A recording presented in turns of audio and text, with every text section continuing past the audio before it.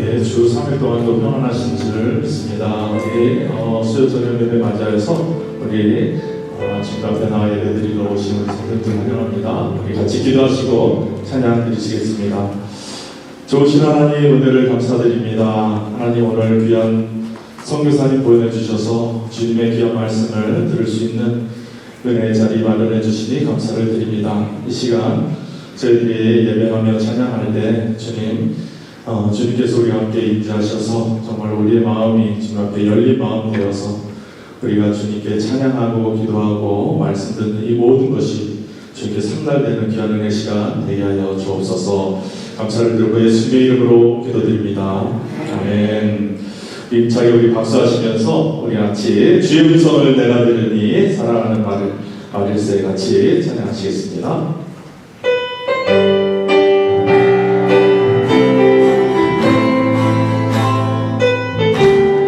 힘차게 박수하시면서 찬양합니다. 주의 음성을 주의 음성을 내가 들으니 사랑하는 마릴세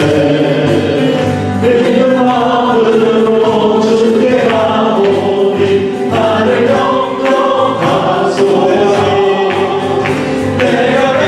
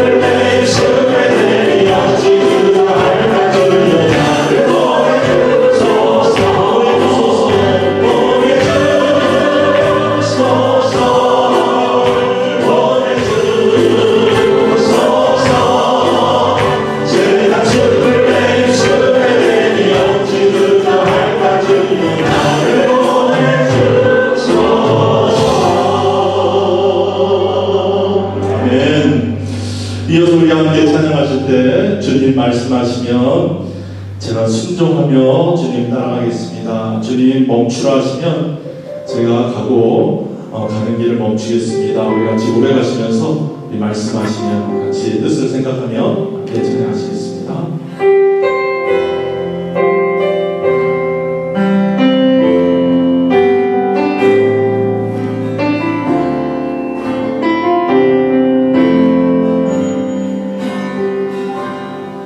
주님 말씀하시면 내가 나아가리라.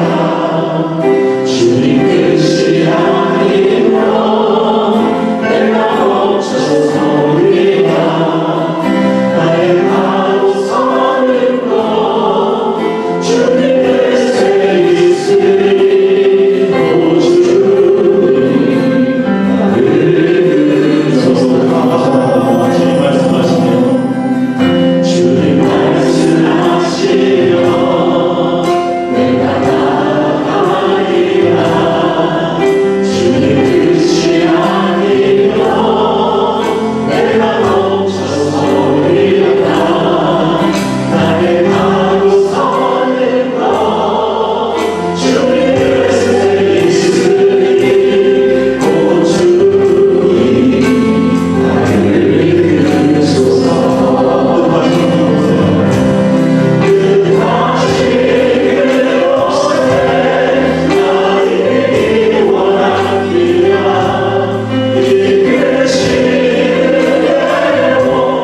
순종하며 살리니 영향 안 되려고 동하여리라소서. 주님 나라와 그 뜻을 이루어 주님 나를 이끄소서.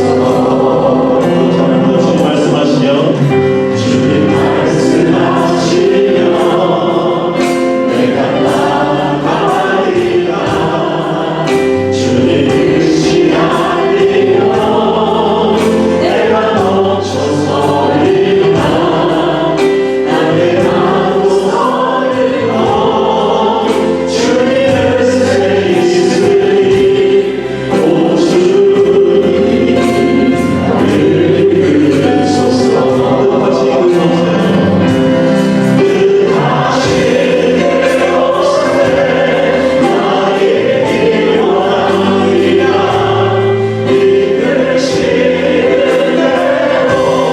순종하며 살리니 영향 안 되려고 동하여리라소서. 주님 나라와 그 뜻을 이루어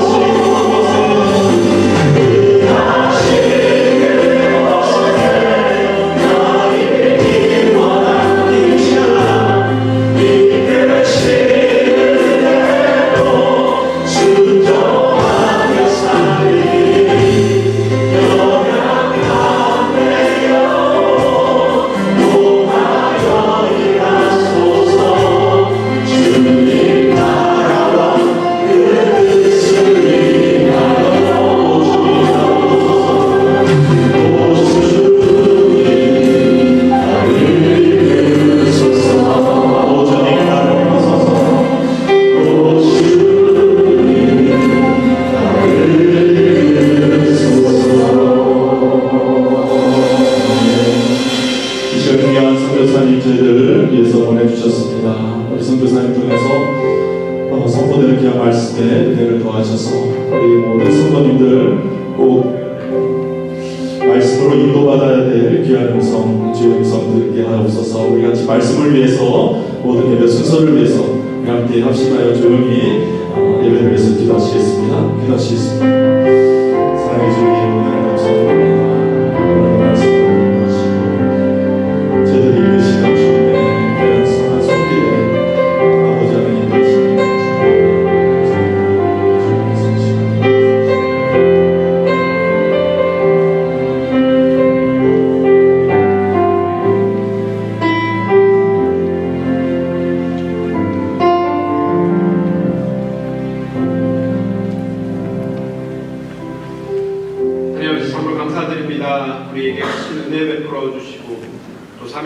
하나님의 은혜 가운데, 하나님의 사랑 가운데 우리를 붙들어 주셨다가 하나님 앞에 예배하는 자리로 다시 한번 우리의 발걸음을 인도하여 주시니 진심으로 감사드립니다. 우리의 삶이 늘 하나님의 말씀을 갈망하며 갈급한 삶을 살 수 있도록 주님 은혜 베풀어 주시고, 또 우리에게 가장 필요한 말씀 오늘 우리 선교사님을 통하여서 주님 내려 주시옵소서. 우리가 헛된 발걸음 하지 않도록 주님 아버지 우리의 몸과 마음 주님께서 붙들어 주시고, 또 우리가 하나님 앞에 다시 헌신하며 하나님의 나라를 위하여 쓰임받기를 사모하는 그 다짐하는 마음을 주님께서 오늘 허락하여 주시옵소서. 우리 함께하는 모든 성도님들 주님께서 한 사람 한 사람 붙들어 주시고, 각 개인의 사정 주님께서 아시오니 정말 필요한 모든 부분들, 영육 간의 그런 연약한 부분들 주님께서 붙들어 주시고 세임 주시며 하나님의 성령으로 가득 채워 주시옵소서. 예배 시작하는 시간입니다. 마치는 시간까지 주님의 크신 영광 가운데 예배 드리게 하여 주시옵소서. 예수 그리스도의 이름으로 기도드립니다.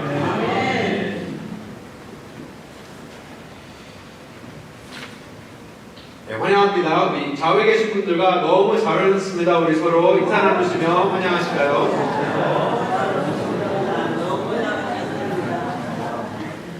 네, 감사합니다. 우리 가든교회 수요일에 오신 모든 성도님 진심으로 환영합니다.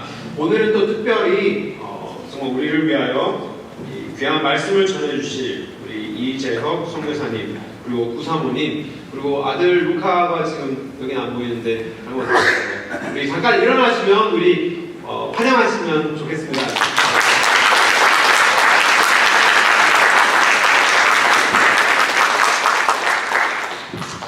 선교사님 삶과 그리고 사역에 대해서 우리에게 말씀해 주시겠지만 정말 어느 날 갑자기 이메일이 왔습니다. 선교사님께서 문득 이메일을 주셔서 이제 일본으로 다시 돌아갈 선교 사역을 감당하고 있는데 함께 기도할 기도의 동력교회를 찾고자 이렇게 이메일을 주셨어요. 그래서 제가 한번 만나 뵀는데 좀 그냥 얘기하는 동안에 그냥 늘 드는 마음이 정말 겸손하신 하나님의 종이라는 느낌을 강하게 받았고, 또 다시 선교지로 돌아가신다는 그 마음이 정말 너무나도 귀한 마음이었다 저는 그렇게 느꼈습니다. 그래서 우리 오늘 귀한 말씀 전해주시고 제가 부탁을 드렸고, 또 이렇게 흔쾌히 생각을 하여 주셔서 너무나도 감사드립니다.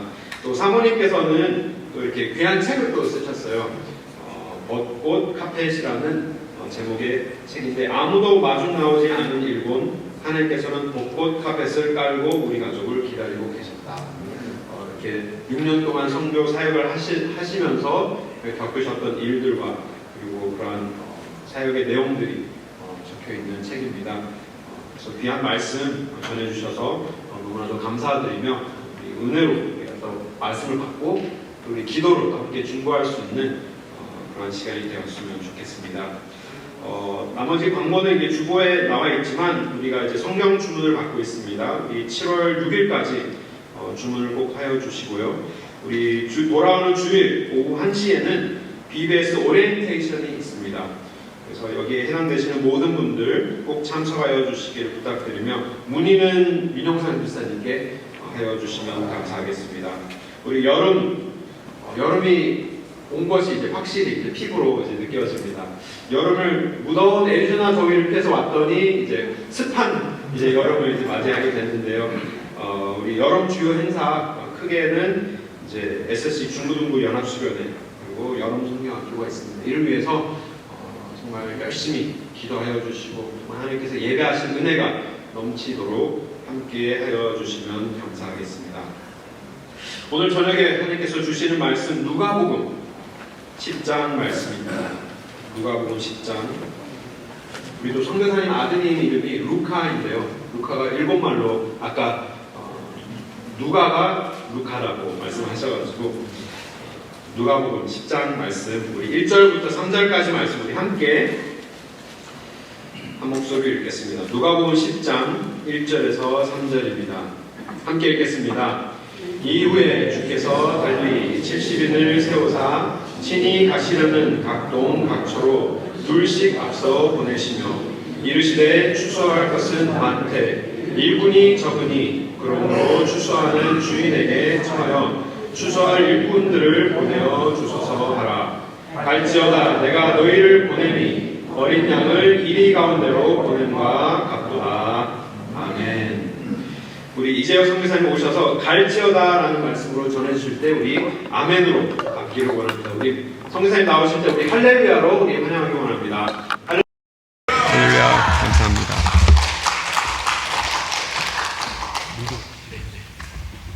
끝나시고 기도는 제가 마무리 기도해 주시고 제가 아침 기도.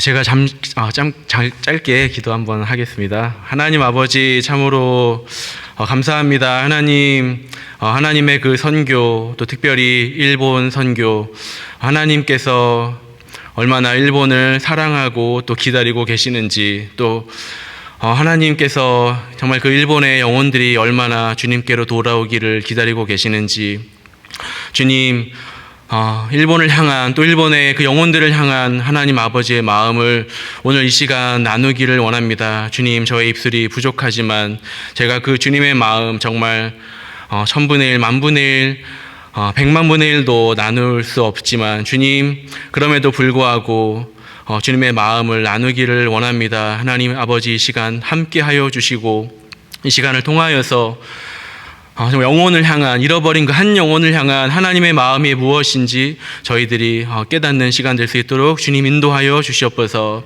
감사드리며 예수님의 이름으로 기도드립니다. 아멘.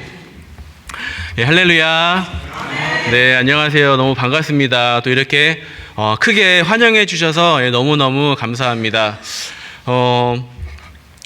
먼저 제 소개를 하기 전에 앞서 우리 목사님께서 벚꽃 카펫이라는 그 일본 선교의 기록을 담은 책이거든요. 저희 아내가 이제 일본 선교하는 중간에 틈틈이 기록을 남겼어요. 그 기록을 남긴 이유는 더 많은 분들이 일본을 위해서 기도해 주십사 하는 그런 마음에 이 기록을 남겨서 나중에 더 많은 분들과 또 나누고 일본 선교의 그 필요를 알리고 싶다라는 마음에서 저희가 기록을 남기면서 책을 쓰게 되었는데, 그 책 표지에 써 있는 글귀를 목사님께서 읽어주셨는데, 아무도 마중 나오지 않은 일본, 하지만 하나님께서는 벚꽃 카펫을 깔고 우리를 기다리고 계셨다. 그 구절이 아마도 책 첫 페이지에 나오나 그래요. 근데 이 말씀을 잠깐 드려야겠다. 이게 어떤 내용이냐면요.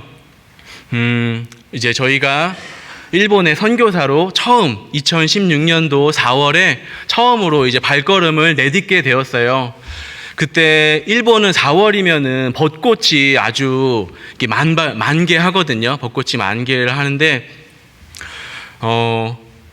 저희가 이제 일본의 선교사로 처음 가게 되고, 동경의 나리타 공항에 내려서 저희가 사역을 하게 된 이바라키현이라는 곳으로 들어가게 되었는데, 저희가 일본에 사실 아는 사람들이 거의 없는 상황이었어요. 저희를 공항으로 마중 나와줄 사람이 없었고, 부탁드릴 만한 분이 없었고, 근데 저희 가족 3명이서 이제 이민 가방 6개를 짐을 가득 넣어서 그 가방을 가지고 일본에 도착을 했는데, 사실은 짐이 너무 많잖아요. 그리고 아직 일본 지리도 잘 모르는 상황이어서 누군가가 우리를 환영해주고 영접해주고 맞이해주고 길을 안내해주면 참 좋았겠지만 그럴 만한 분이 계시지는 않았어요. 그런데 저희가 기대하지 않았는데 그 비행기를 타고 내리는 활주로 옆인지 아니면 활주로 바깥인지 그 분홍빛깔 그 벚꽃 나무가 정말 이렇게 줄을 지어서 서 있더라고요. 줄을 지어 서 있었고, 제가 이제 일본은 운전대가 미국과 한국이랑 반대거든요. 오른쪽에 앉아서 운전을 해야 되는데 제가 처음 운전을 하는 거였어요. 일본 차량으로 오른쪽에서 처음 운전을 하는 거였지만 저희가 저희 사역지로 가야 되기 때문에 이제 렌트카를 해서 빌려서 돌아오는데 제 아내와 또 아들이 이제 그 가방을 옆에 놔두고 기다리고 있을 때 벚꽃이 아마 어디선가 벚꽃잎이 날라왔나 봐요. 벚꽃잎이 바람이 불자 이렇게 사르르 날리면서 저희 아내 머리에 또 바닥에 땅에 이렇게 깔리는 모습을 보았습니다. 그리고 정말 신기하게도 그 공항에서 저희 사역지로 가는 길이 1시간 반 정도 걸리는 거리였는데 가는 거의 내내 1시간 가까이 내내 정말 줄지어 서 있는 벚꽃을 보면서 나중에 저희가 아내와 제가 우리가 그 귀빈이 공항에 오면은 레드 카펫을 깔고 영접을 하잖아요. 하지만 우리는 일본은 선교사를 환영하지 않는 나라다. 일본은 선교사를 환영할 리가 없다. 레드 카펫이 깔리지도 않았을 뿐더러 우리를 마중 나와준 사람도 없었지만 우리가 스스로 짐을 끌고 렌트카를 빌려서 가야 됐지만 하나님께서 레드 카펫보다 더 아름다운 이 벚꽃 카펫을 그 벚꽃잎이 도로에 또 길가에 이렇게 쭉 깔려 있었거든요. 벚꽃 카펫을 깔고 우리를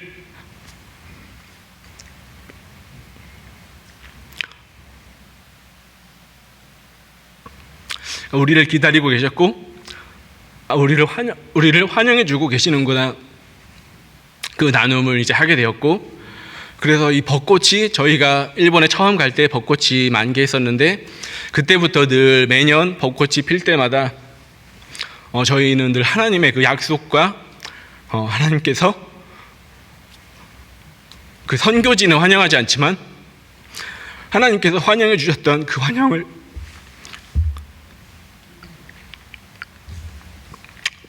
늘 기억하면서 또 매년 마음을 새롭게 하고 하나님의 그 약속을 붙잡고 약속의 말씀을 붙잡고 그렇게 6년 동안 이제 선교사로 사역을 했습니다.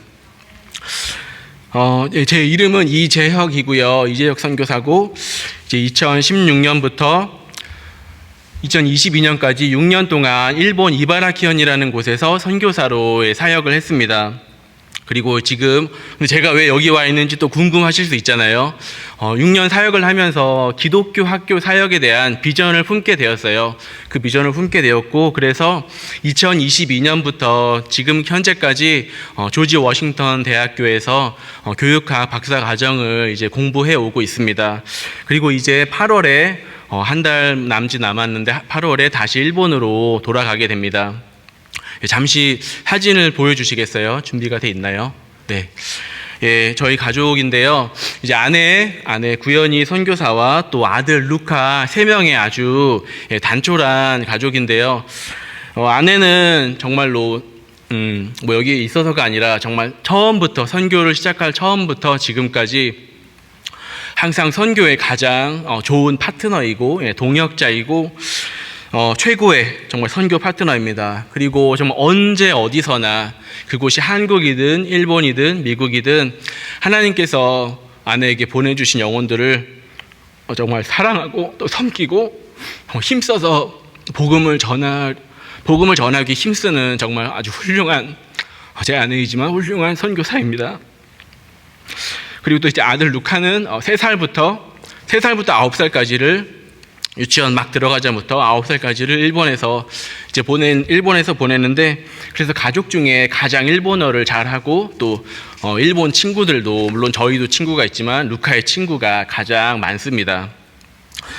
이 루카가 이제 아빠 엄마를 따라서 미국에서 일본에서 미국으로 왔잖아요. 근데 이제 다시 또 그새 정이 많이 들었는데 정든 이제 미국에서 다시 일본으로 돌아가야 합니다. 아무 감정이 없거나 그렇지 않고요. 매우 아쉬워하고 또 투덜대기도 하지만 또 이제 루카가 많이 또 성장을 해서 신앙적으로도 또 성숙을 해서 이제는 선교사 가족의 삶을 이해하고 또 부모님께 순종하고 하나님께 순종하는 아주 멋진 아들입니다. 오늘 하나님의 어떤 은혜를 나누면 좋을까 기도하면서 고민하다가 저희 가족이 어떻게 일본 선교의 소명을 받았는지, 그리고 또 일본 선교를 어떻게 했었는지, 또 어떤 어려움은 없었는지 이것에 대한 대답을 드리는 것으로 오늘 일본 선교 간증을 좀 하려고 합니다. 저는 제 얘기를 짧게 나누면요. 저는 부모님을 따라서 주일학교에 다녔어요. 하지만 제가 예수님을 영접한 거는 고등학교 1학년 때 겨울 수련회를 통해서 예수님을 영접했습니다. 그때부터 성경을 읽고 또 찬양을 하고 기도를 하는 것이 너무너무 행복했습니다. 공감하시는 분 계시나요? 저도 이제 자녀의 신앙에 대해서 좀 이제 기도하면서 그런 크고 작은 고민들이 생기는데, 내 아이가 성경을 좀 더 읽었으면, 찬양을 더 좋아했으면, 기도를 정말 했으면 하는 그런 바람, 어떤 고민이 있을 수 있잖아요. 예수님을 만나면 그 고민은 저절로 해결된다고 믿습니다. 저는 이제 고등학교 아침 자습 시간에 큐티책을 펴고 예수님을 이제 영접하고 예수님을 만나고 바로 그 다음에 이제 월요일부터 아침 자습 시간에 큐티책을 펴고 큐티를 했어요. 너무너무 그 시간에 큐티를 하는 게 행복하더라고요. 그리고 또 막 배운 기타를 들고 뭐 집에서 좀 공부하다가 좀 힘들고 지루할 때는 찬양을 부르기도 하고, 또 교회에서 우리 고등부 선후배 친구들과 함께 모여서 늘 그렇게 예배가 끝나도 1시간, 2시간씩 찬양을 불렀던 그런 기억이 납니다. 참 행복했습니다. 그런데 이제 신앙생활을 하는 가운데 고3 수능을 또 치르고 나서 연세대학교 법학과에 진학을 하게 되었습니다. 그런데 입학하고 나면은 정말 이제는 꽃길만 기다리고 펼쳐질 줄 알았는데, 대학 생활이 저의 이제 광야의 생활이 시작되게 되었습니다. 잠시만, 광야에 들어가기 전에 물 한 모금 마시고 들어가겠습니다.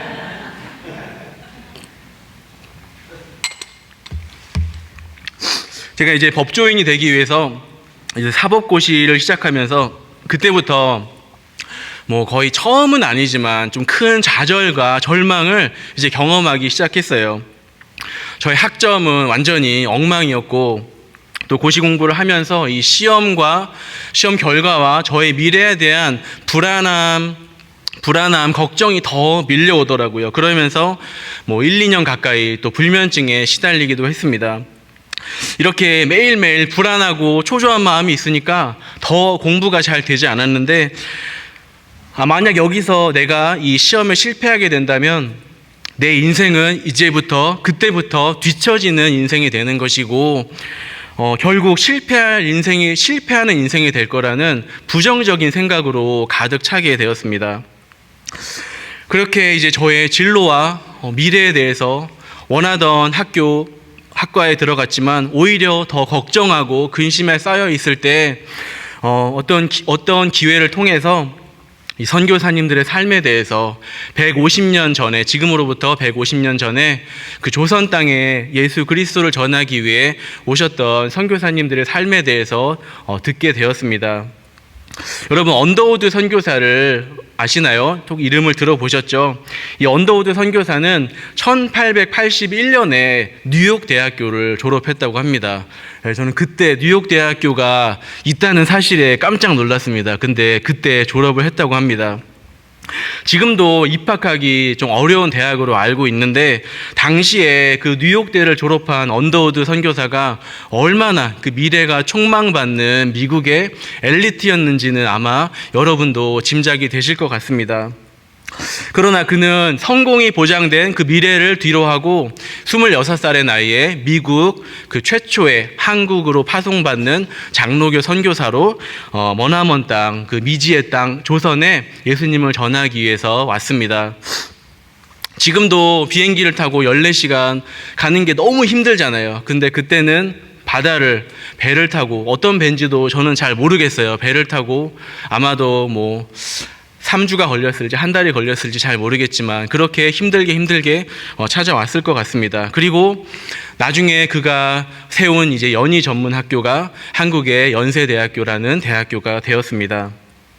또 한 분, 제임스 홀 선교사라는 분은 아마도 이름을 좀 못 들어보셨을 수도 있는데, 이제 캐나다에서 의학을 공부하고 헌신해서 1891년 30살의 나이에 미국 북감리교 선교사로 한국에 오게 되었습니다. 그때 이제 결혼을 약속한 로제타 홀이라는 자매가 있었는데 한국에서 재회를 해서 결혼을 하고 당시에 이제 사랑스러운 아들도 태어나게 되었습니다. 그러나 아시다시피 당시 조선에서 전쟁이 일어나고 그때 이제 제임스 홀 선교사가 부상당한 많은 병사들, 환자들을 치료하다가 결국 자신도 병에 걸리게 되었고 한국에 온 지 불과 3년 만에 33살의 나이로 하나님의 품에 안기게 되었습니다. 그가 너무너무 사랑하는 아들이 막 돌이 지났을 무렵이었습니다. 이렇게 복음을 전하기 위해서 보장된 미래, 또 가족의 안정, 자신의 생명까지 아끼지 않은 선교사님들의 그 삶을 묵상하게 되면서 하나님 보시기에 얼마나 값진 인생일까라는 묵상을 하게 되었습니다. 그리고 제 인생에 대한 하나님의 계획에 대해서 처음부터 다시 물어보게 되었습니다. 그때는 제가 그려놓은 그림을 보여드리면서 여기다가 하나님 이렇게 되고 싶습니다, 이렇게 해주세요라고 기도한 것이 아니고 정말 아무것도 그려지지 않은 하얀 백지를 드리면서 하나님의 그림을, 하나님께서 원하시는 그림을 그려달라고 그렇게 기도를 했습니다.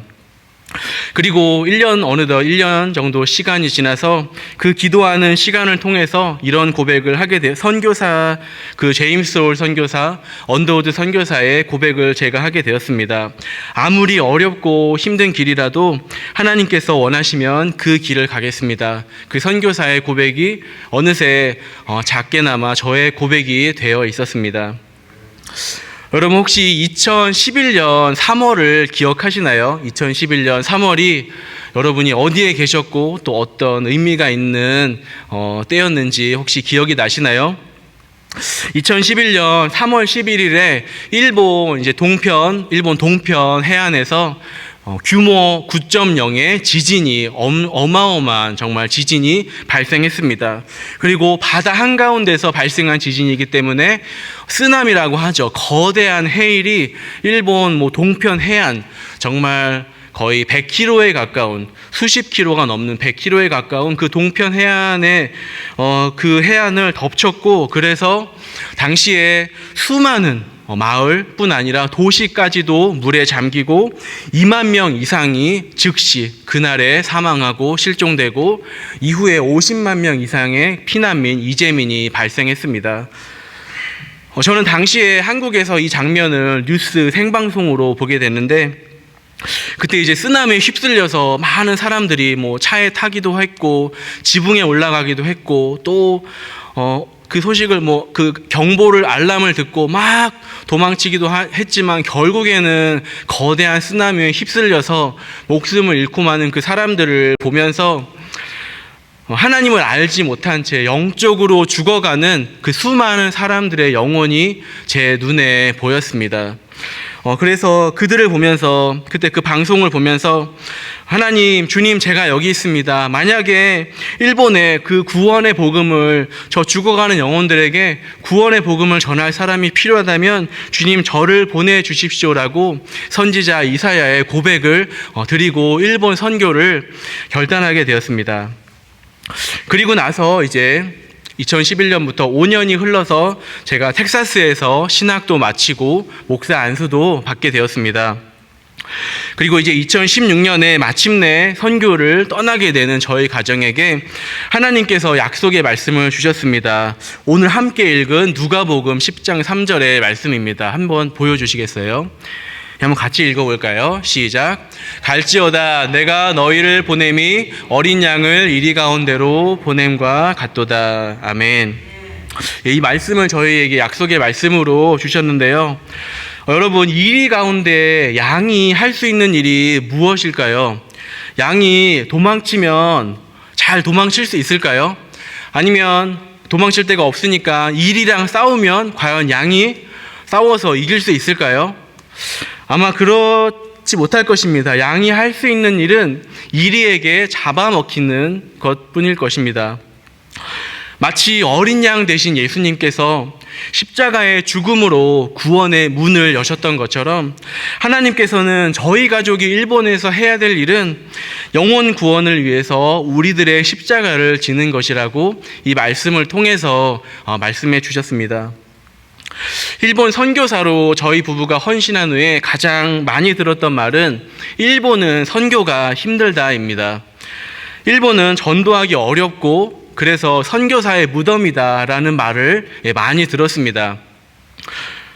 사역의 열매가 잘 없고 또 외로워서 이 사모님들이 선교사의 사모들이 우울증에 잘 걸린다는 이야기도 가기 전에 많이 듣게 되었습니다.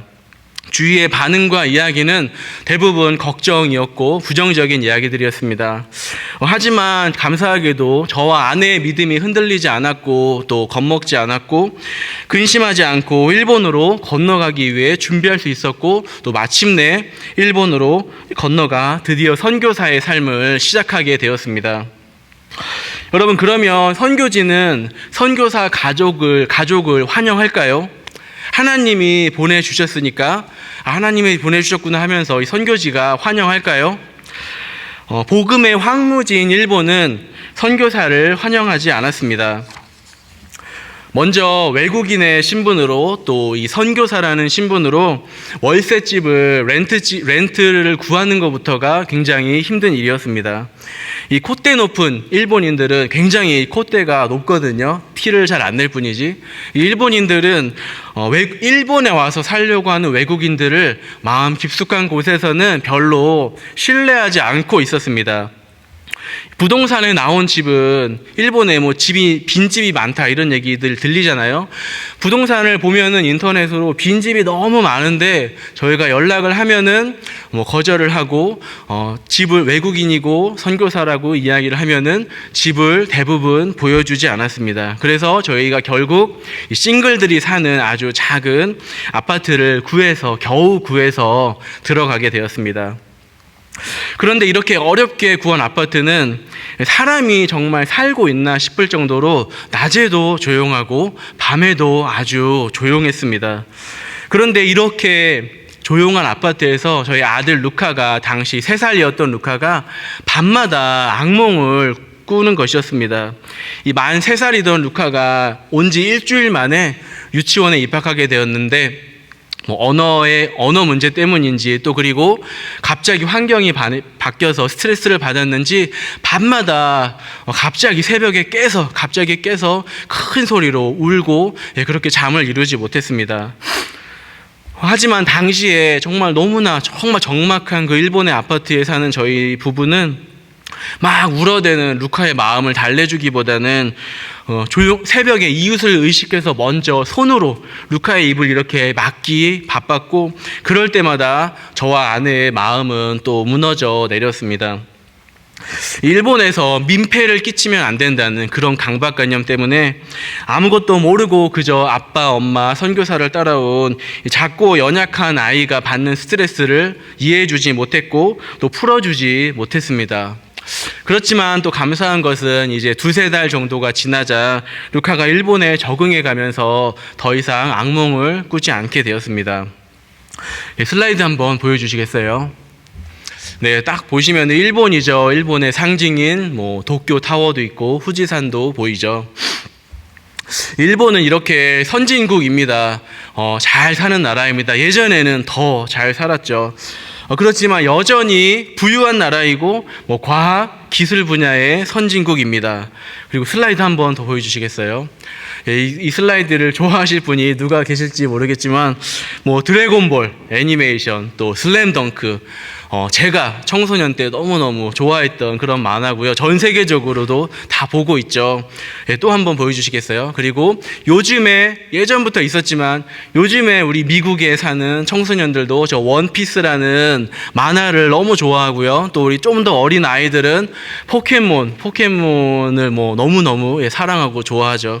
이렇게 한 번쯤 안 본 사람이 없을 정도로 문화적으로도 일본이 굉장히 많은 영향력을 삶 속에서 끼치고 있습니다. 이렇게 일본 국민들 스스로 자부심이 있고 자기들은 어려운 나라를 도와주는 위치에 있지 아직 뭐 도움을 받을 입장이라고 전혀 생각하지 않습니다. 그러다 보니 뭐 우물을 파준다든지 음식을 보내준다든지 또는 어떤 낙후된 지역에 가서 의료 선교를 한다든지 하는 그런 방식의 선교는 일본에서는 전혀 불가능합니다.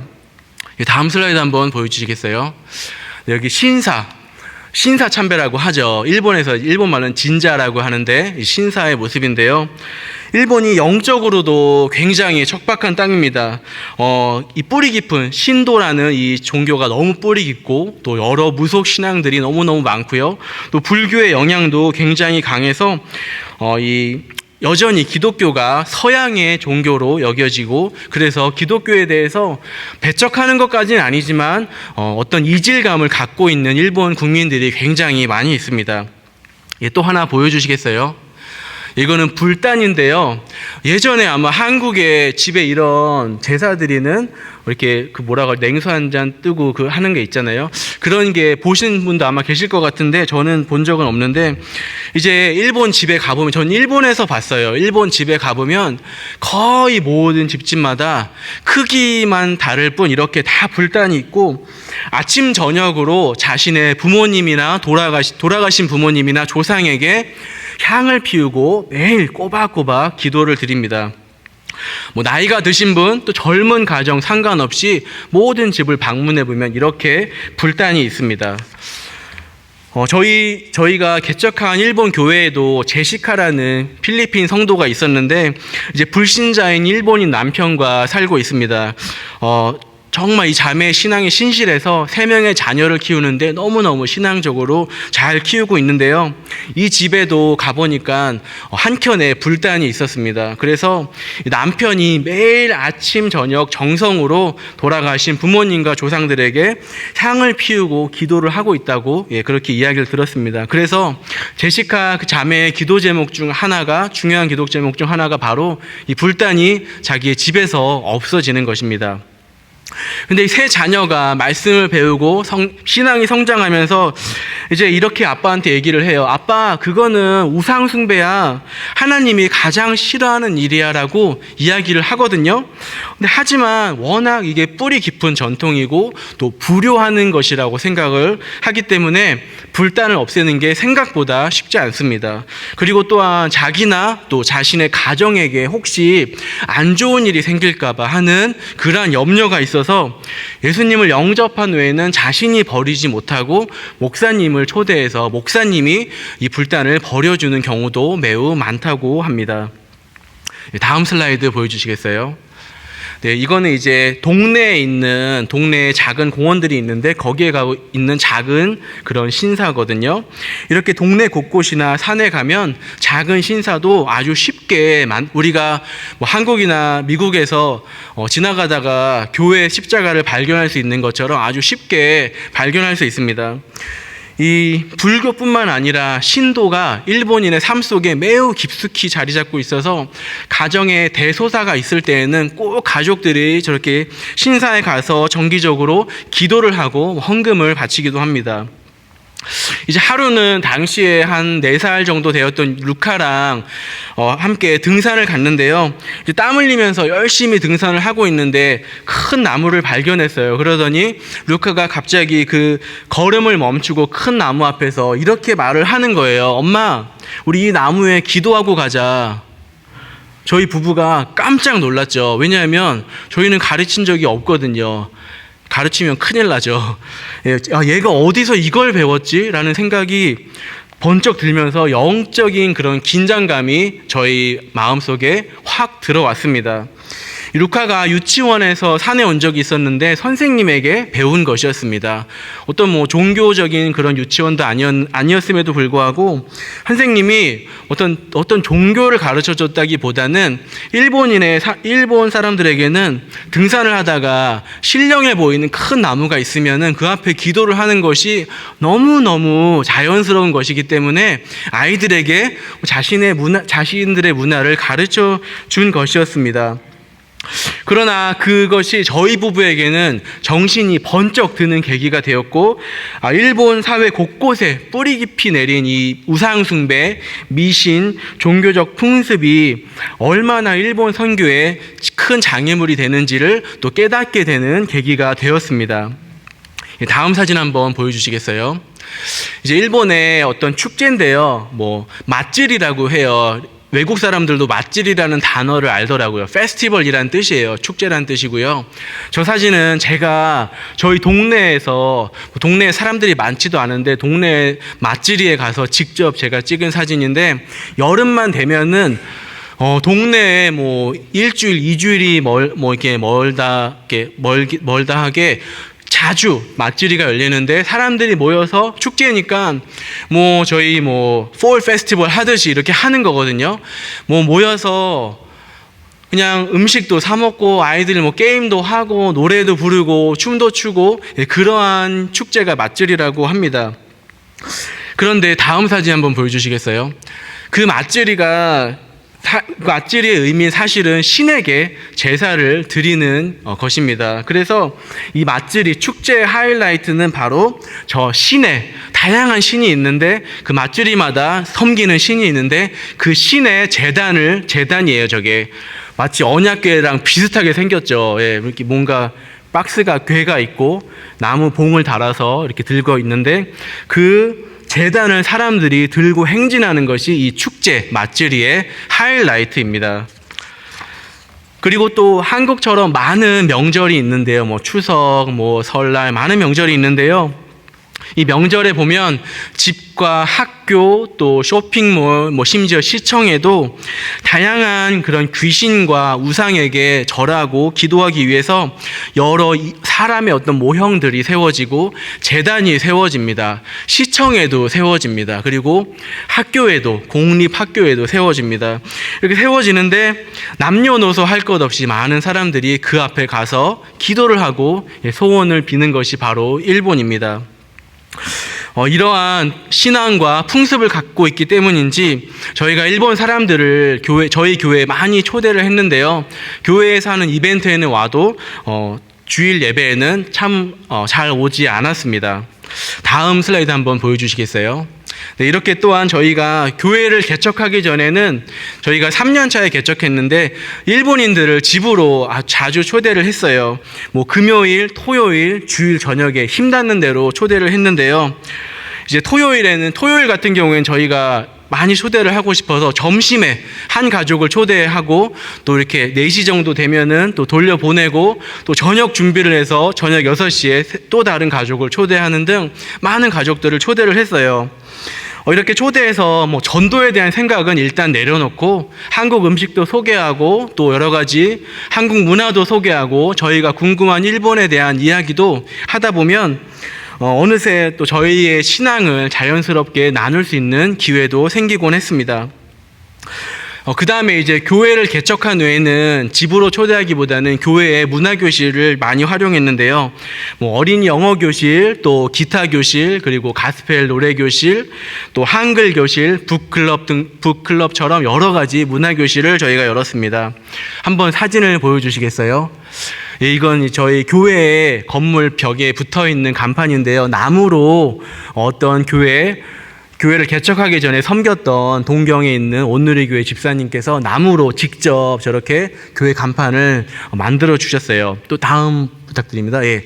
저희가 처음 교회를 개척했을 때 저거는 예배는 아니고 저희가 오프닝 파티라고 해서 2년 동안 저희가 한 번이라도 알고 지낸 일본인들을 다 교회로 초대를 했어요. 근데 신기하게도 그 지인들이 교회에 거의 다 왔어요. 와서 그 오프닝 파티 때 같이 또 교제하고 식사하면서 즐거운 시간을 보냈습니다. 예, 또 다음 사진 아이들도 많이 왔어요. 또 루카의 친구들이 거의 30명 가까운 친구들이 왔는데 또 아이들이 교회에 처음 방문해 본 아이들이 또 행복한 시간을 보냈습니다.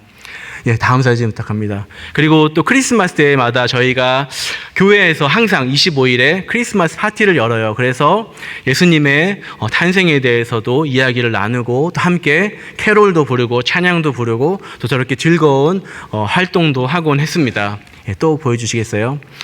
이제 저거는 60대 일본 여성분들이 가스펠을 어떤 쇼핑몰에 있는 학원에 가서 돈을 주고 배우신다고 하시더라고요. 그래서 저희가 무료로 가르쳐 드릴 수 있습니다 해서 저렇게 교회에 오셔서 무료니까 교회에 오시잖아요. 교회 주중에 오셔서 저랑 같이 찬양을 부르고 또 찬양의 그 가사의 내용을 부르면서 또 눈물을 흘리는 우리 일본 여성분들도 종종 계셨습니다.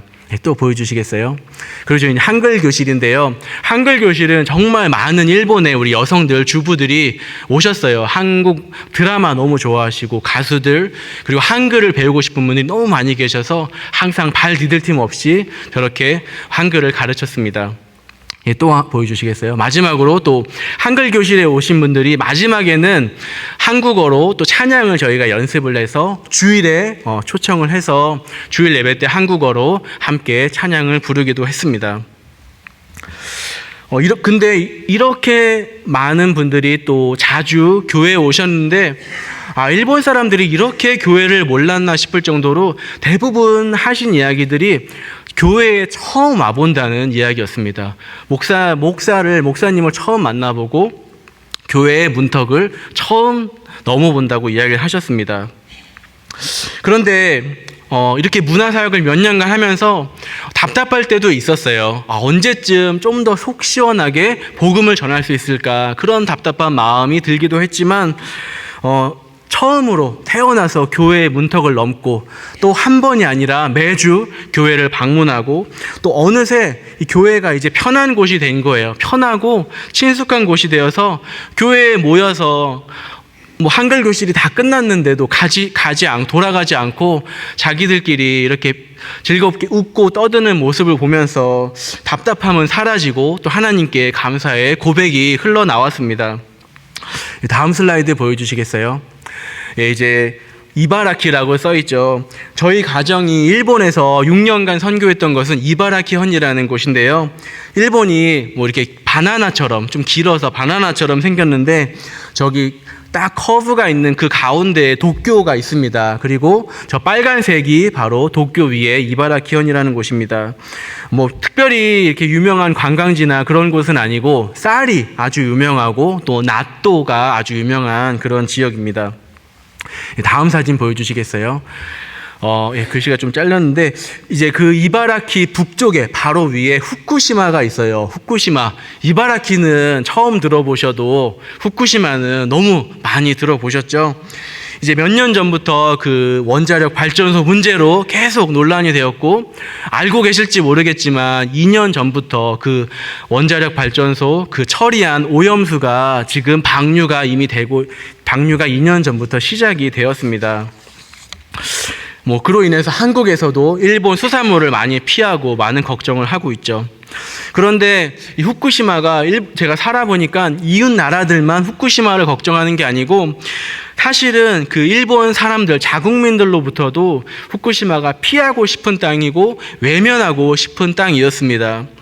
6년을 살면서 사람들이 마트에서 후쿠시마산 농산물을 피하고 해산물을 철저하게 외면하는 것을 매일매일 장을 보면서 경험을 했습니다. 이 주부들이 마트에서 우유를 사고 쌀을 사고 채소를 사고 생선을 사는데 최대한 저 멀리 떨어진 홋카이도 북쪽에 있는 홋카이도산 우유를 사고 또 저 멀리 남쪽에 규슈에서 난 쌀을 사고 있는 것을 보게 되었습니다. 이처럼 이 후쿠시마 정말 축복의 땅이었던 곳이 한순간에 저주의 땅이 되어버렸습니다. 한번 다음 슬라이드 보여주시겠어요? 예, 이제 후쿠시마가 원래 그 의미가 후쿠가 복이라는 뜻이고요. 또 시마는 섬이라는 뜻인데요. 그래서 Blessed Island, 그러니까 축복받은 땅, 축복받은 섬이라는 그 뜻이 바로 후쿠시마의 이름입니다.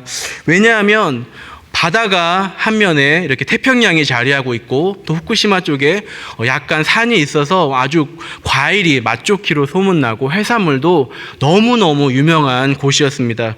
그런데 이제 이 후쿠시마 그 원전 사고와 방사능에 대한 걱정으로 인해서 정말 값싼 그런 과일, 값싼 해산물이 되었고 이제 제값을 받지 못하고 외면을 받게 되었습니다. 이제 후쿠시마에 살던 사람들은 그 쓰나미로 인해서 자기의 집을 잃기도 하고 직장을 잃기도 하고 그리고 많은 피해를 입었는데요. 이제 현재 후쿠시마는 일본에서 사람들이 찾아오지 않는 땅, 피하고 싶은 땅이 되어버렸습니다. 그런데 2년 전부터 저와 아내는 이 후쿠시마를 위해서 기도를 시작하게 되었습니다. 복구가 시작되고 벌써 10년이 넘었지만 한번 가보았는데 여전히 어떤 회색빛깔, 잿빛 같은 그런 분위기였고 그래서 이 사람들에게 남아있는 사람들에게 떠나지 못한 사람들에게 굉장히 위로와 격려가 필요하고 정말 축복과 사랑이 필요하다는 생각을 하게 되었습니다. 사실 후쿠시마는 지도에서 제가 설명드렸듯이 제가 살던 곳에서 차로 2-3시간이면 갈 수 있는 먼 곳이 아니었습니다. 하지만 저희 가족도 2022년에 일본을 떠나기 얼마 전에 처음으로 가보게 되었습니다. 이렇게 6년을 살면서도 딱 한 번 가볼 정도로 지리적으로는 가깝지만 마음의 거리가 매우 먼 곳이 바로 일본에서 후쿠시마입니다. 다음 사진 한번 보여주시겠어요? 후쿠시마에서 지금 선교하고 계신 선교사님 가정인데요. 저희 가정을 저희 교회 한번 방문하신 적이 있는데 이제 그 일본인 남자분은 일본인 선교사님이세요. 일본인이고 여자분은 한국인이시고 이제 그 두 딸인데요. 당시에 7살 그리고 5살이었는데 이 어린 두 딸을 데리고 후쿠시마에 이제 선교사로 스스로 선교사라고 고백하면서 사역을 하러 들어가셨습니다. 다음 사진 한번 보여주시겠어요? 저희가 이제 2022년에 한번 방문을 하였는데 저 가운데 남자아이가 제 아들 룩하고 옆에 선교사님 두 딸이 있는데 저곳이 이제 후쿠시마의 한 바다인데 해안인데 그 원자력 발전소 사고가 난 곳과 차로 한 30분 정도 떨어져 있는 곳이에요. 근데 선교사님이 한번 가보자 해서 갔는데 이 바다에 가면은 아이들이 막 바다에 뛰어 들어가잖아요. 근데 내색은 못했지만 혹시 제 아들이 바다를 너무 좋아하는데 저 바다에 들어가려고 하면 어떡하지? 들어가려고 하면 나는 어떻게 해야 되지 하는 그런 생각이 제 안에 순간 들었어요. 그럴 이미 11년이 지난 뒤였는데도 불구하고 여전히 후쿠시마 바다 앞에 서 있을 때 그런 걱정과 불안이 몰려오는 것을 저도 느꼈습니다. 다음 사진 한번 보여주시겠어요? 그렇지만 후쿠시마도 여전히 사람들이 살고 있어요. 이렇게 지역 공원이 있고 그 공원에서 저 아이들뿐 아니라 다른 아이들도 신나게 뛰어놀고 있고요. 또 저렇게 행복하게 평범한 가정에서 평범하게 그 소소한 일상을 누리면서 후쿠시마의 그런 사람들이 가정이 살아가고 있습니다. 그런데 당시 2011년에는 후쿠시마 지진 그리고 쓰나미 또 방사능 원자력 발전소 사고가 있었기 때문에 대부분 선교사들이 그 선교 단체의 본부의 명령 또는 권고를 듣고 다른 지역으로 가거나 본국으로 돌아가게 되었습니다. 그리고 거의 10년 만에 저 선교사님 가정이 거의 최초로 10년 만에 이제 소명을 받고 순종하여 후쿠시마에 들어오게 된 것이었습니다. 여러분, 저는 선교사잖아요. 근데 선교사를 이렇게 표현하고 싶습니다. 선교사는 잃어버린 영혼을 찾으러 가는 사람이다. 선교는 잃어버린 영혼에게 복음을 전하러 그들을 찾아가는 것입니다. 물론 선교지에 도착해서 기다림의 시간이 있기도 하지만 우선은 구원받지 않은 자가 있는 곳으로 찾아가야 합니다. 이 사도 바울도 이방인들에게 복음을 전하기 위해서 여러 도시와 나라를 찾아다녔습니다. 예수님께서도 하늘의 보좌를 버리시고 이 땅으로 우리를 찾아오셨습니다. 사람의 몸으로 성육신하셔서 우리를 찾아오셨습니다. 다음 슬라이드 한번 보여주시겠어요? 오히려 자기를 비워서 종의 모습을 취하시고 사람과 같이 되셨습니다. 그는 사람의 모양으로 나타나셔서 자기를 낮추시고 죽기까지 순종하셨으니 그 십자가에 죽기까지 하셨습니다.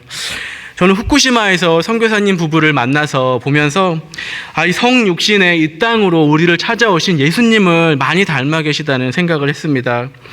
우리와 같이 되시고 사람의 모양으로 자기를 낮추시고 죽기까지 순종하셨던 그 예수님의 마음을 품고 후쿠시마에서 복음을 전하고 있다는 생각을 하였습니다.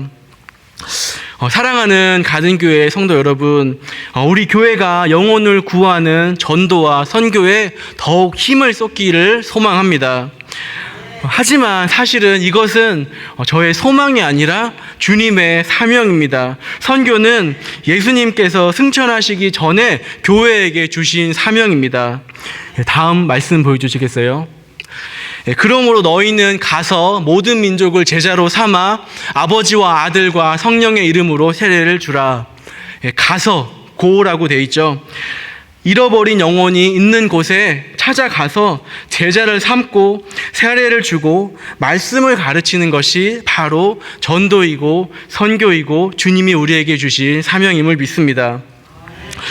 여러분, 사도행전 13장을 보시면 이 안디옥 교회가 예배하고 금식할 때에 성령이 하시는 말씀을 따라 바울과 바나바를 파송하는 모습이 나오는데요. 그 이후에 그들이 여러 도시를 다니면서 예수님을 전파합니다. 그런데 여러분, 그 성령의 말씀에 순종에 떠난 선교가 편하고 안전하고 쉬웠나요? 그렇지 않았습니다. 그들의 선교를 통해서 많은 이방인들이 구원을 받았지만 동시에 그들을 박해하고 쫓아내고 돌로 쳐 죽이려까지 했습니다. 이렇게 바울과 바나바의 선교에는 많은 어려움이 있었습니다.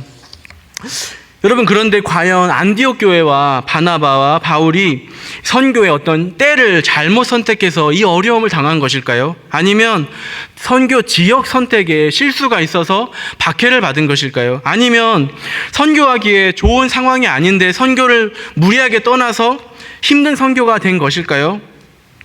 그렇지 않습니다. 안디옥 교회는 말씀에 나와 있는 대로 성령이 주시는 말씀을 따라 두 사람을 파송했습니다.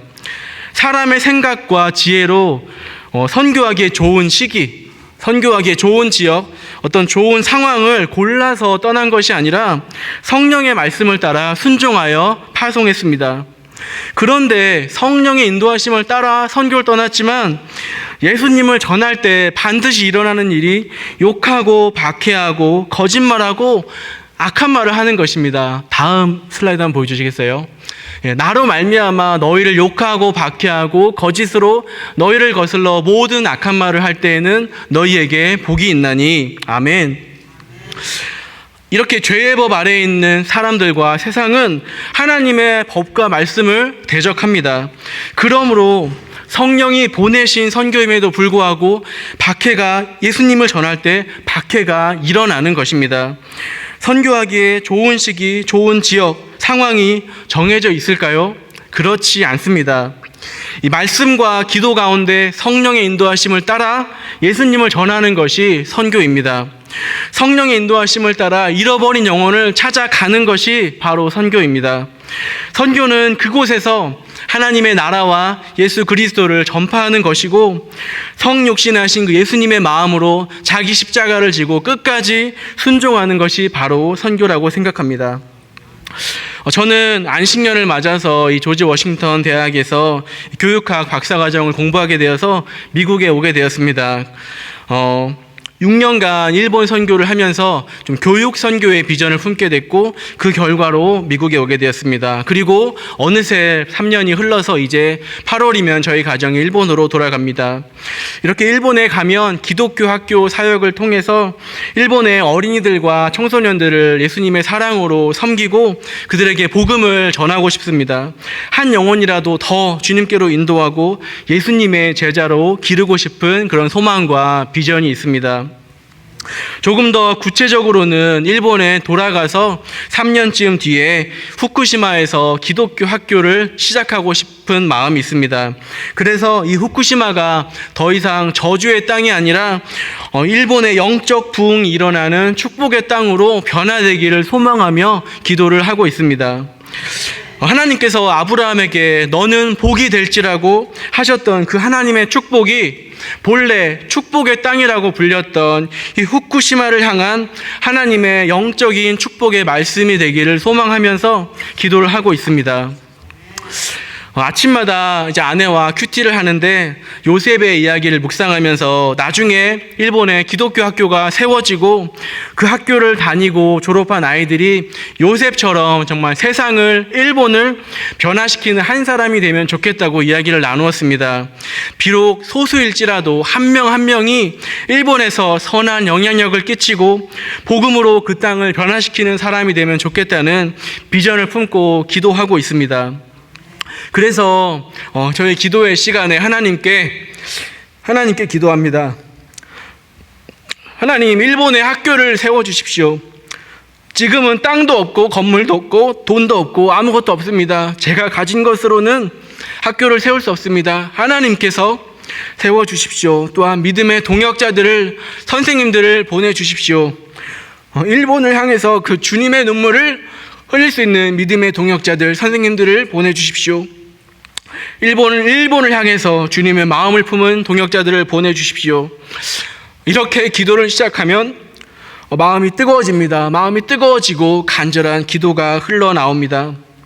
사랑하는 우리 가든교회 성도 여러분, 일본과 일본의 영혼을 위해서 함께 기도해 주십시오. 수많은 일본 사람들이 하나님을 모른 채 다른 많은 신들과 사람의 손으로 만든 우상들을 섬기고 있습니다. 정신질환을 겪고 사회와 인간관계로 단절돼서 외톨이처럼 평생을 살아가는 수많은 사람들이 있습니다. 또한 수많은 일본의 어린이들, 청소년들이 복음을 정말 단 한 번도 듣지 못하고 영적인 어둠 가운데 살고 있습니다. 요나가 심판의 소식을 전했을 때 니느웨가 회개했던 것처럼 일본의 회개의 복음이 선포되고 일본 사람들이 회개하고 하나님 앞에 엎드릴 수 있도록 하나님의 구원이 일본에 임하도록 함께 기도해 주시기를 부탁드립니다. 일본의 수많은 헛된 신들과 우상이 무너지도록 기도해 주십시오. 다른 신에게 절하고 우상 숭배하는 행위가 하나님 앞에서 가증한 것임을 깨닫고 그것을 멈추도록 기도해 주십시오. 또한 교육 선교의 비전을 품고 함께 기도해 주십시오. 기독교 학교 사역이 앞으로 잘 준비가 되고 주님의 눈물을 흘리는 동역자들을 하나님께서 보내주시도록 함께 기도를 부탁드립니다. 제가 기도하고 일본어랑 또 한국어로 특송을 한 곡 부르려고 하는데요. 먼저 짧게 기도하겠습니다. 하나님 아버지, 주님의 마음을 먼저는 저희가 주님을 알지 못했을 때 저희를 향하여 갖고 계셨던 그 주님의 마음을, 또한 지금 여전히 주님을 알지 못하고 영적인 어둠과 사망 가운데 살아가고 있는 수많은 그 영혼들을 향한 주님의 마음을, 특별히 일본 땅에 하나님을 알지 못한 채 그것이 사망으로 가는 길인지도 모른 채 살아가고 있는 그 일본의 영혼들을 향한 하나님의 마음을 주님 저희에게 가르쳐 주시옵소서.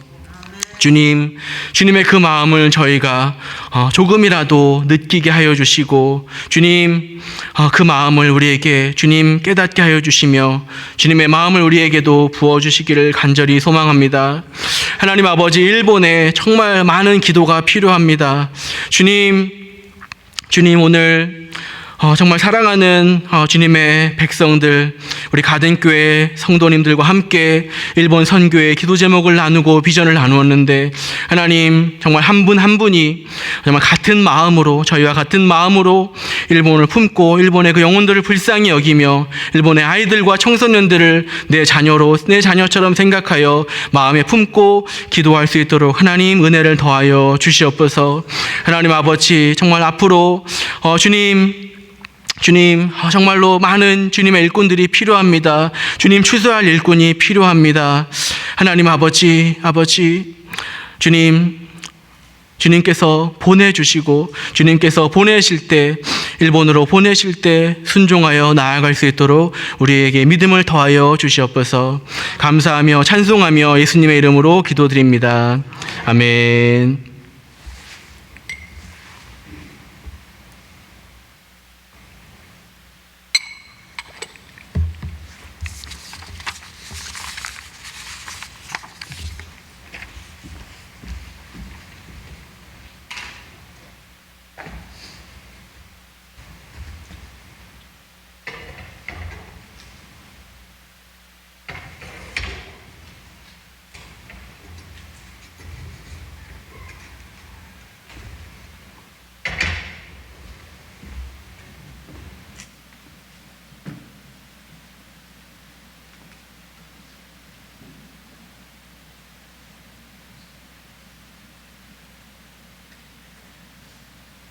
여러분들도 아마 들어보시고 불러보셨던 찬양일 수 있는데요.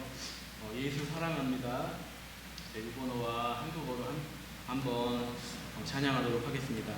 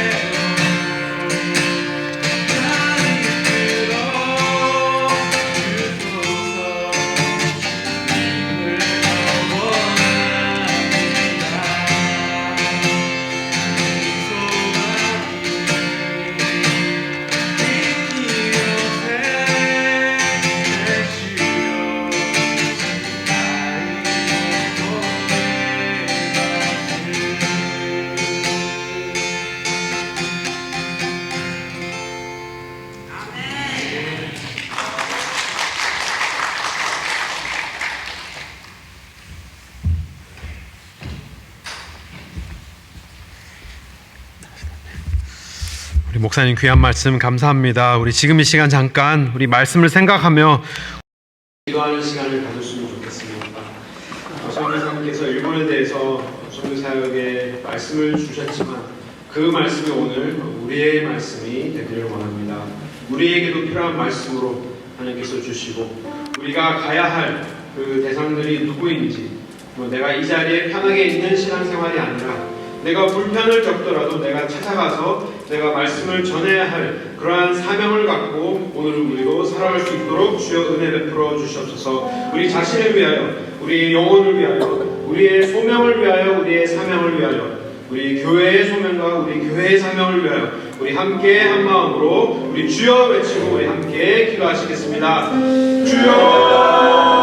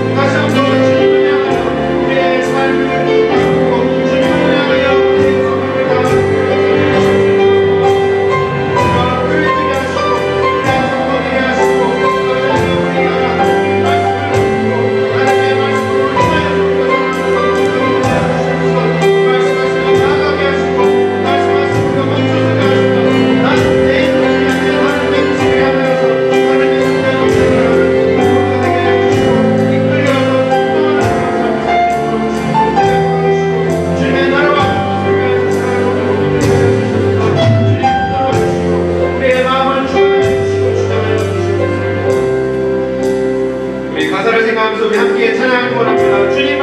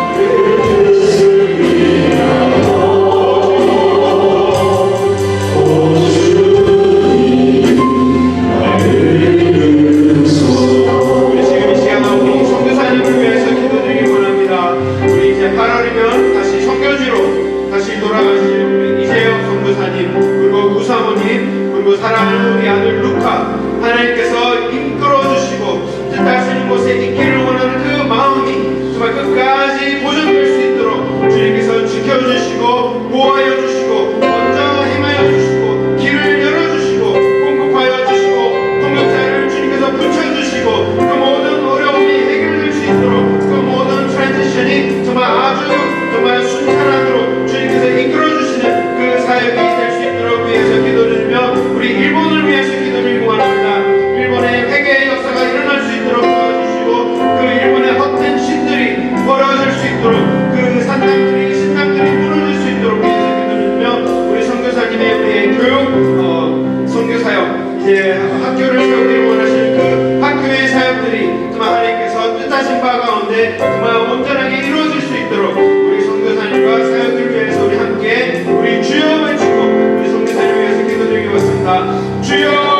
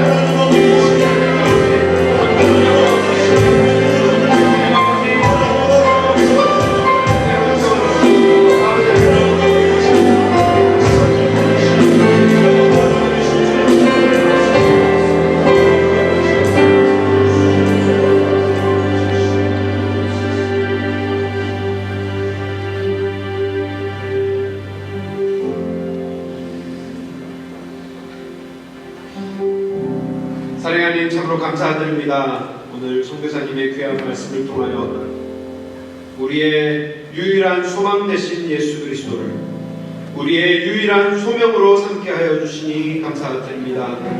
아버지 하나님, 우리가 살아가는 동안에 우리가 앞으로 몇 년이나 더 살지 우리는 알지 못하오나 주님 아버지, 우리의 남은 여생이 오직 하나님의 나라와 하나님의 영광을 위하여서 쓰임받는 인생이 될 수 있도록 주여 붙들어 주시옵소서.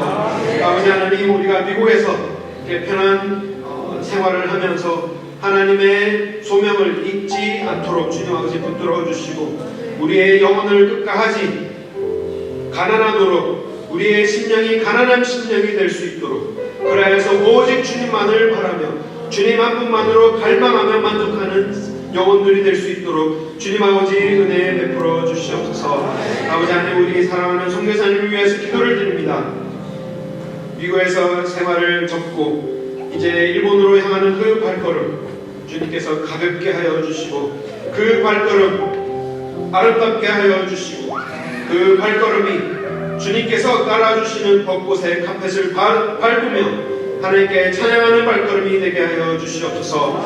아버지 하나님여, 그 발걸음 하나님께서 보호하여 주시고 지켜주시고 먼저 행하여 주시고, 주님께서 예배하신 바알에 무릎 꿇지 않은 7천인을 예배하셨다고 하셨사오니, 주님 아버지 하나님 함께 동행할 수 있는 동역자들을 주님께서 예배하신 줄 믿사오니, 주님 아버지 함께 동행하는 그런 많은 사람들 주님께서 보내어 주시고, 함께 기도하며 함께 사역하는 가운데 정말 하나님의 뜻만이 펼쳐지는 그러한 아름다운 사역 될 수 있도록 도와주시옵소서. 아버지 하나님, 6학년인 우리 루카를 위해서 기도를 드립니다. 아버지 하나님은 다시 일본으로 향하는 그 발걸음이 정말 하나님께서 정말 보호하여 주시고, 정말 그 영혼을 주님께서 붙들어 주시고, 정말 비록 아버지의 소명 때문에 가는 그 선교지지만 그 선교의 사명을 품을 수 있는 그러한 선한 마음을 주님께서 허락하여 주시고, 좋은 친구들, 좋은 선생님들 주님께서 허락하셔서 그 땅에서 다시 한번 하나님의 나라를 꿈꾸는 그러한 귀한 아들로 주님께서 삼아 주시옵소서.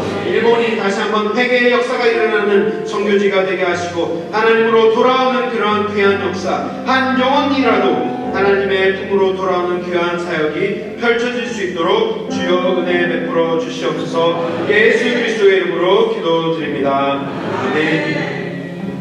우리 말씀을 생각하면서 우리 찬송가 274장 주 예수 넓은 사랑 함께 찬양하시면서 준비하신 헌금은 하나님 앞에 드리겠습니다. 우리 말씀을 생각하면서 우리 함께 힘차게 찬양하기 바랍니다.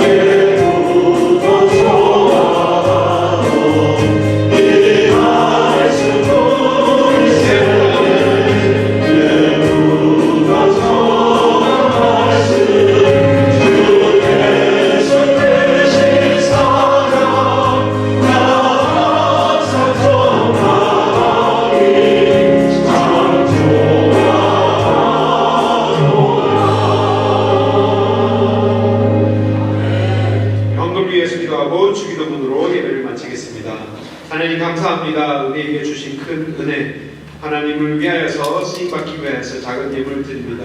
오직 하나님의 나라와 영광만을 위하여 사용하여 주시고, 우리의 예물뿐만이 아니라 우리의 삶과 우리의 마음과 우리의 미래와 우리의 기도까지도 주님 다 받아주시고 오직 주님만을 위하여 사용하여 주시옵소서.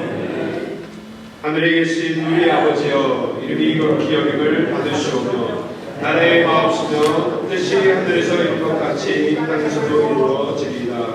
오늘날 우리에게 일용할 양식을 주옵시고 우리가 우리에게 죄 짓는 자를 사하여 준 것 같이 우리 죄를 사하여 주옵시고 우리를